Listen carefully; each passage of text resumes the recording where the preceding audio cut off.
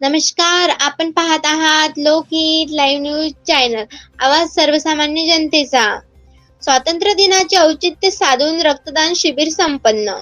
यवतमाळ जिल्ह्यातील सामाजिक कार्यकर्ता शैलेशभाऊ करियर यांच्या पुढाकाराने आयोजित करण्यात आलेल्या भव्य रक्तदान शिबिराला यवतमाळ जिल्ह्यातील नागरिकांनी मोठ्या प्रमाणात उत्स्फूर्त सहभाग घेतला असून अनेक वर्षापासून स्वातंत्र्य दिनाच्या दिवशी रक्तदान शिबिराचे आयोजन दरवर्षीच केले जाते.